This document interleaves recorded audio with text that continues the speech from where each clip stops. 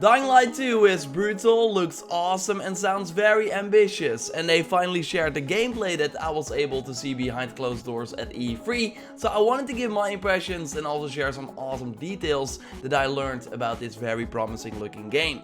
Would be awesome if you could leave a like on this video as it shows your support, and let's go. The opening scene of this demo is immediately very impressive, with a ton of people in one place, arm wrestling, talking, having a good time, while there is this singer performing in the background. This might be the final party though for these people, because the water is running out and the colonel is keeping the water pumps shut. He has his reasons for this though, I will talk about that a little later in the video, but this immediately showcases the crazy and super ambitious part of this game, because not only will the narrative change based on your choices, but the world will as well. There are 7 different regions in Dying Light 2, and the part of the city they showed in this gameplay is called District 2, so just one of the areas you will explore, and each region has new enemies, gameplay mechanics, and also parkour elements, like here we can jump on cars, use this rope to get higher up, and also to lift you up on the roof of a building where a ton of people are actually working and talking to each other. After using the grappling hook, you can now use the paraglider to glide to the next building, and in that building we find some infected that you can easily kill with a slice to the head, but now you can also use them to parkour to get higher up, for example, or you can use them to break your fall. And I love this move to jump over a human who's of course also inside one of these buildings. We got of course wall running, pole swinging. It all seems very fluid and a great step up from the previous game. So really curious to see how this will differ in the other regions, but it turns out that you will not be able to find that out in one playthrough, because there is a chance that you only see 50% of the content in one playthrough, depending on your choices. And this gameplay video has one big example of that, because at the end we see that you are about to turn on the water pumps. Again, your people need that drinking water, so after trying both the water pumps you have to go to the main control room and then turn it on, and then you see a cutscene that shows you what happens. So now the dams are open, they send a ton of water to the other part of the city, so that means that the water level in another region lowers. So that region then suddenly becomes available for you to explore, because before this was completely underwater. So now after this mission you can go to this region and do new quests there. It will feature different gameplay mechanics, secrets to find, and a new enemy that we see briefly teased with this creepy zombie hands with the horns. They will likely be more powerful than your regular infected, and this was by the way the reason that this region was underwater, to save everyone from this threat. Well, now we get to fight it.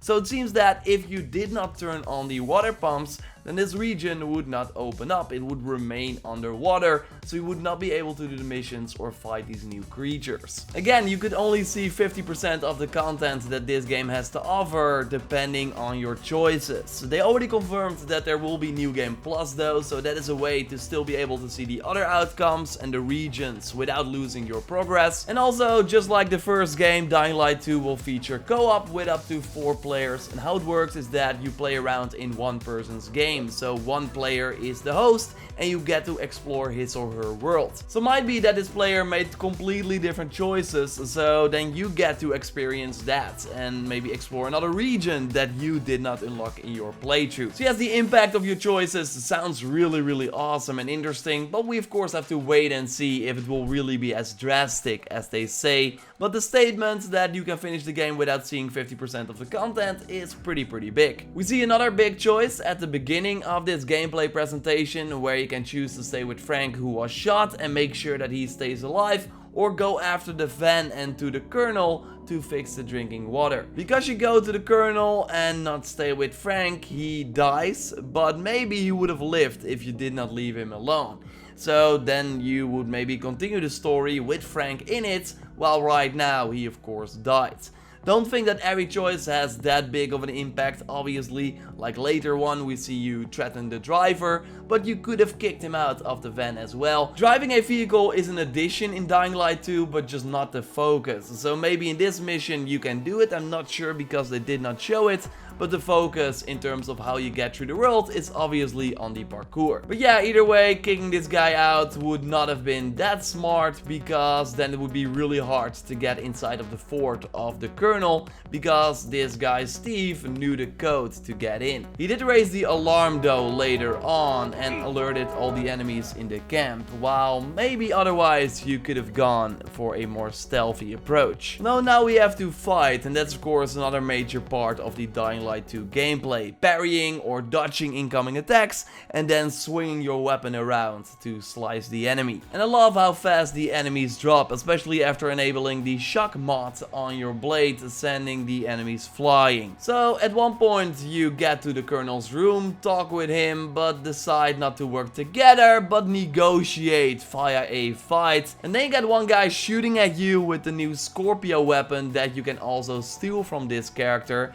And this weapon instantly kills the enemies, but even cooler is that you can also turn it into a very strong melee weapon as well after the magazine is empty. You can easily parry incoming attacks with this weapon, but you can also use it in combination with the grappling hook to do this very powerful ground slam. So that's a pretty cool combination. So not only the parkour moves, but also your parkour tools will help you during combat. Like you can use your drop kick versus this very strong enemy to catch him off guard, or use the grappling hook for an even stronger kick, so then you can easily follow up with some great slashes and then finish this guy off. Overall, I really like the many drop kicks that were used to push the enemies off buildings in this gameplay demo.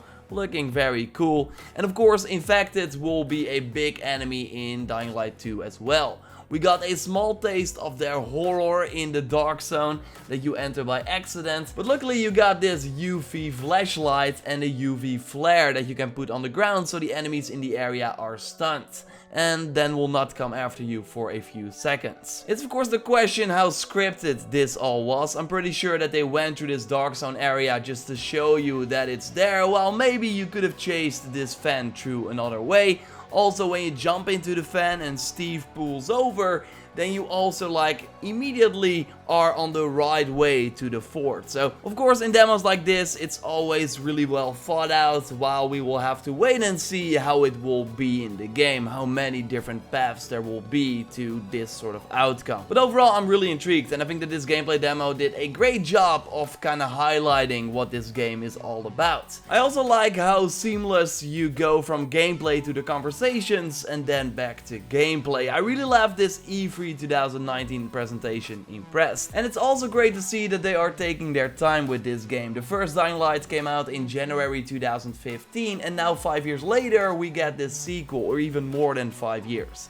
It's currently planned for spring 2020, so the second quarter of 2020, April, May or June. And I'm really curious where they will go for. I think you want to get this game out of April because of Cyberpunk, another huge Polish game. 2 huge Polish games are coming out in the second quarter of 2020, by the way, pretty cool. No, I think either late May or June somewhere is the right bet. 2020 is already starting to become a really crowded year. I think it will be one of the best video game years ever.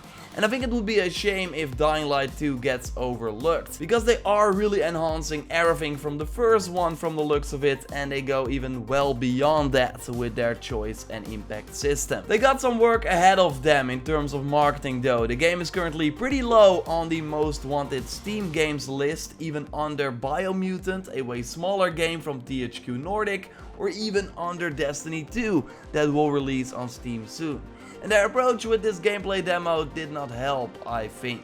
We got a very short E3 2019 trailer that did not tell you a lot, and now 2 months later they released this gameplay that I could already see in June, so they could have released it then, but no, they released it right now, and on their official channels it only has 500,000 views. That's not a lot, and I would argue that it would have been higher if they capitalized on the E3 week instead of doing this sort of cyberpunk approach.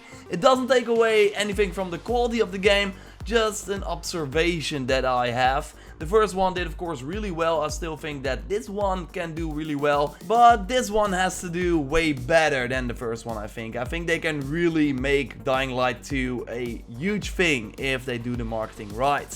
Let me know if you're excited for Dying Light 2 in the comments down below. I think it looks very promising. Subscribe, of course, for way more on the game. Once we know more, I would love to cover it here on the channel. Would be great if you could leave a like on this video because it really helps the channel out. Check out my previous Gamescom video on an upcoming action RPG, Greedfall, or my hands-on impressions after playing Marvel's Avengers, another big 2020 game. For now though, I will speak to you next time, and goodbye.